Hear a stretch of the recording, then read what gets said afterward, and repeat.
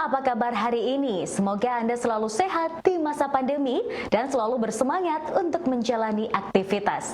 Bagi pemirsa yang harus tetap bekerja di luar rumah, jangan lupa untuk menggunakan masker. Hari ini, program Berita News Point hadir menjumpai Anda bersama saya, Khairunisa.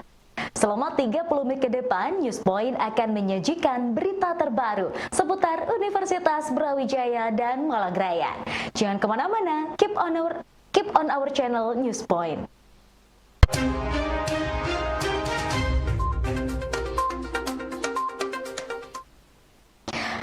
Kepala BNPB, Letnan Jenderal TNI Ganip Warsito menjelaskan, saat ini BNPB sedang mengintegrasikan sistem untuk pemantauan pasien isolasi mandiri dengan isolasi terpusat yang sudah disiapkan oleh pemerintah. Pihaknya menghimbau warga yang sarana isomannya kurang memadai agar melakukan isolasi pada fasilitas isolasi terpusat. Di tanah air. Kita ketahui bersama bahwa penanganan COVID-19 ini kita akan integrasikan baik dari program dari hulu ke hilir. Ini merupakan kunci dari pengendalian wabah dengan strategi utama yaitu 3M yang patuh, 3T yang tinggi, dan vaksinasi yang cepat. Pekerjaan rumah kita yang saat ini sedang kita kejar adalah bagaimana kita benar-benar bisa memantau pasien yang melakukan isolasi mandiri di rumah dan memastikan mereka yang lingkungannya kurang memadai untuk melakukan isoman dapat memanfaatkan fasilitas isolasi terpusat yang sudah disediakan oleh pemerintah. Hal ini sangat penting agar kita dapat memastikan bahwa mereka yang isolasi mandiri di rumah terpantau kondisi kesehatannya dan jika terjadi pemburukan bisa segera ditangani oleh fasilitas kesehatan terdekat sesuai dengan tingkat gejala yang dialami. Terkait dengan kecepatan penanganan pasien inilah keberadaan dan fungsi ambulan menjadi sangat penting. Di saat kita berpacu dengan waktu, maka bantuan 5 unit ambulan dari PT Astra International ini akan sangat penting dan bermanfaat sebagai moda penyambung penanganan pasien COVID-19. Sekali lagi, atas nama BNPB dan Satgas Penanganan COVID-19 Nasional, saya mengucapkan terima kasih dan penghargaan yang setinggi-tingginya atas bantuan ini. Semoga kontribusi dari PT Astra International ini akan membuat penanganan COVID-19 ke depan lebih baik lagi. Presiden Joko Widodo meresmikan peluncuran sistem online single submission berbasis risiko yang merupakan sistem pelayanan perizinan perusahaan terintegrasi secara elektronik yang disesuaikan dengan tingkat risiko usaha. Dalam kegiatan ini juga dilakukan penandatanganan nota kesepahaman antara Menteri Investasi Kepala Badan Investasi Penanaman Modal dan Menteri Keuangan tentang upaya peningkatan investasi dan penerimaan negara serta penguatan kelembagaan.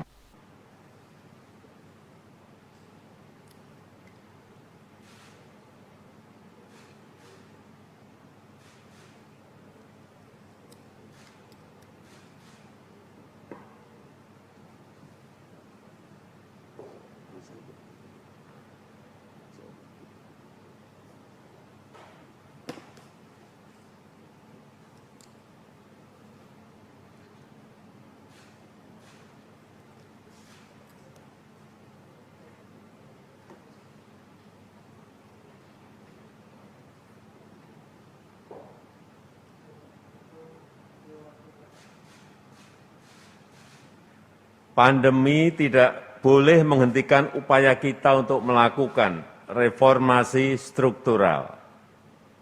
Berbagai agenda reformasi struktural terus akan kita lanjutkan.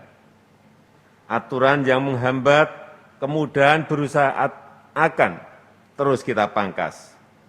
Prosedur berusaha dan investasi juga akan terus kita permudah. Karena apa?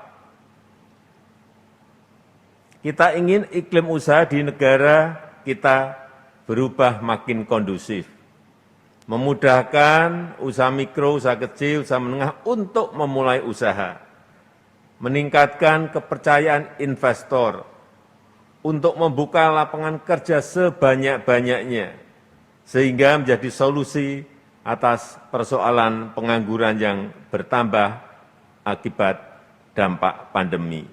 Dalam laporan Bank Dunia tahun 2020, negara kita masuk peringkat ke 73 dari 190 negara dalam kemudahan berusaha atau ease of doing business. Itu artinya sudah masuk kategori mudah. Tapi kategori itu belum cukup. Kita harus mampu meningkatkan lagi, tingkatkan lagi. Dari mudah menjadi sangat mudah. Itu target kita. Kuncinya ada di reformasi perizinan. Perizinan berusaha yang terintegrasi, yang cepat dan yang sederhana. Menjadi instrumen yang menentukan daya saing kita untuk menarik investasi. Hari ini kita meluncurkan online single submission OSS berbasis risiko. Ini merupakan reformasi yang sangat signifikan dalam perizinan, menggunakan layanan perizinan secara online yang terintegrasi, terpadu dengan paradigma perizinan berbasis risiko. Jenis perizinan akan disesuaikan dengan tingkat risikonya. Perizinan antara UMKM dengan usaha besar tidak sama. Risiko tinggi, perizinan berusaha berupa izin. Risiko menengah, perizinan berusaha berupa sertifikat standar. Dan risiko rendah, perizinan berusaha cukup berupa pendaftaran atau nomor induk berusaha dari OSS. Hal ini akan membuat iklim kemudahan berusaha di Indonesia semakin baik. Oleh karena itu, pertama, saya perintahkan kepada menteri dan kepala lembaga, serta para gubernur, bupati, dan wali kota agar disiplin mengikuti kemudahan dalam OSS ini. Saya akan cek langsung, saya akan awasi langsung implementasi di lapangan seperti apa. Apakah persyaratannya semakin mudah? Apakah jumlah izin semakin berkurang? Apakah prosesnya semakin sederhana? Apakah biayanya semakin efisien? Apakah standarnya sama di seluruh Indonesia? Dan juga apakah layanannya semakin cepat? Ini yang akan saya ikuti. Kalau ini bisa kita laksanakan, saya yakin investasi, baik yang investasi skala mikro, skala kecil, skala menengah, dan skala besar akan meningkat di negara kita. Saya juga ingin tekankan bahwa layanan OSS berbasis risiko tidak untuk mengebiri kewenangan daerah, tadi sudah disampaikan oleh Menteri Investasi, tapi justru memberikan standar layanan bagi semua tingkatan pemerintah yang mengeluarkan izin, baik di level pusat maupun di level daerah, agar tanggung jawabnya semakin jelas dan layanannya juga makin sinergis. Saya sudah banyak mendengar aspirasi para pelaku usaha dari yang kecil, menengah, sampai yang besar, yang mereka sampaikan semuanya sama.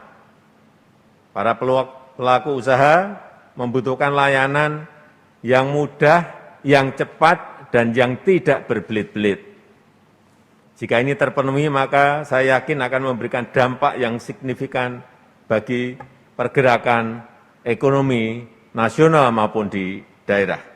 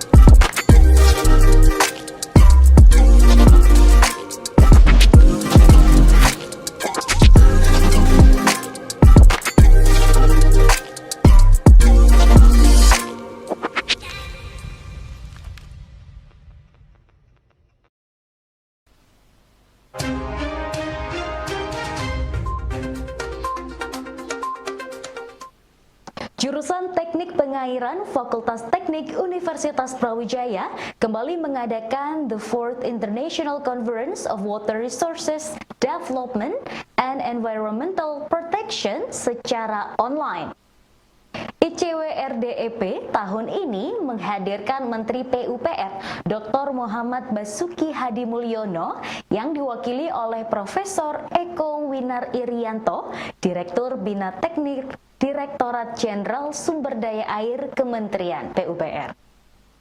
Bismillahirrahmanirrahim. Assalamualaikum warahmatullahi wabarakatuh. Your Excellencies, Bapak Dr. Insinyur Muhammad Basuki Hadi Mulyo, Master of Science, Indonesian Minister of Public Work and Housing, our Honorable Keynote Speaker, Professor Keisuke Murakami, and also Professor Danur Rulfings, our Honorable invited guests, the Honorable Dean of Faculty of Engineering, and distinguished guests, ladies and gentlemen. Good morning to all of you.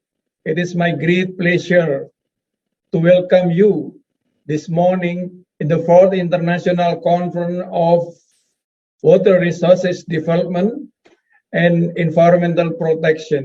We call it ICWRDEP.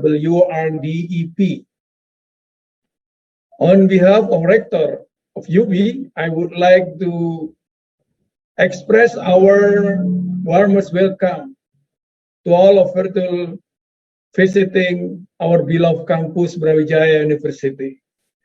First of all, let me first extend my appreciation to the Water Resource Engineering Department, Faculty of Engineering UB, for organizing this virtual conference despite being organized virtually due to the COVID-19 pandemic.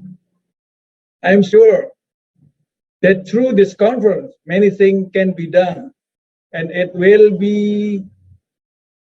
make the efforts to strengthen international cooperation and transfer knowledge related to water resources and management become more easier and more efficient.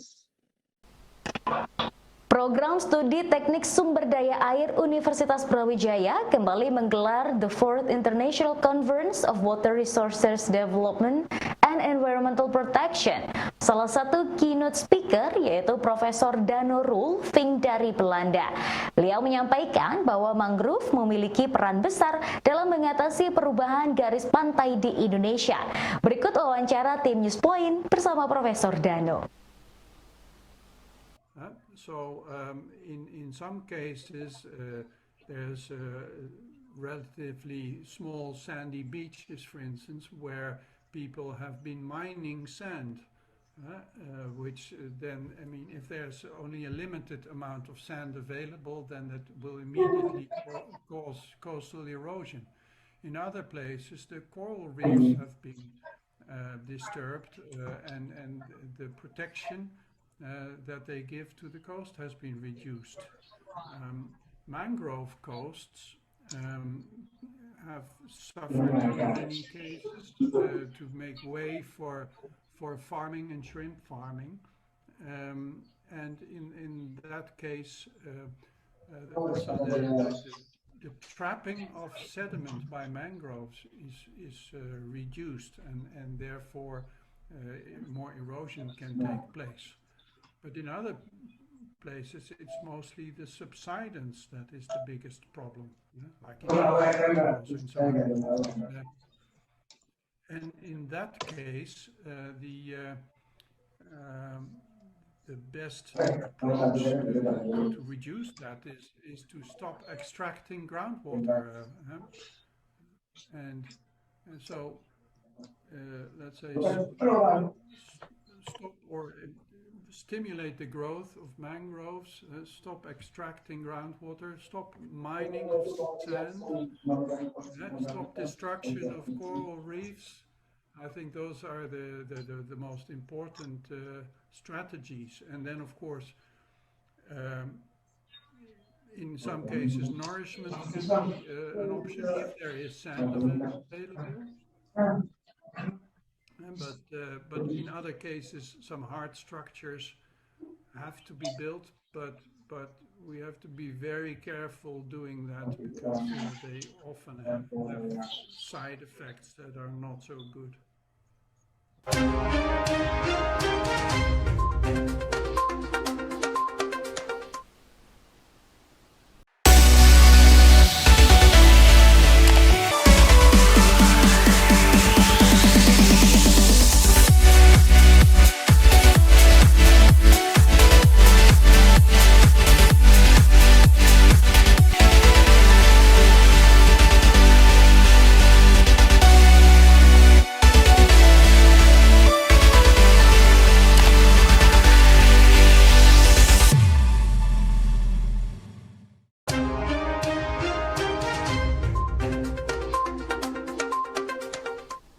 Dalam upaya membantu percepatan program vaksinasi di Indonesia, Ikatan Alumni Universitas Brawijaya kembali menggelar kegiatan vaksinasi massal yang ditujukan untuk warga Kecamatan Karangploso, Kabupaten Malang. Bertempat di Pendopo Kecamatan Karangploso, Kabupaten Malang, sekitar 500 dosis vaksin Sinovac didistribusikan untuk masyarakat. Syamsul Hadi, Wakil Ketua Satgas Covid IKUB Malang menyampaikan, masyarakat begitu antusias mengikuti vaksinasi ini. Tercatat 520 pendaftar, namun 6 peserta vaksinasi tidak lolos screening kesehatan. Dalam kegiatan ini, Satgas Covid IKUB bekerjasama dengan Polres Malang, Kodim 0818, MBLC, Klinik UIN Malang, dan Puskesmas Karangploso, Kabupaten Malang.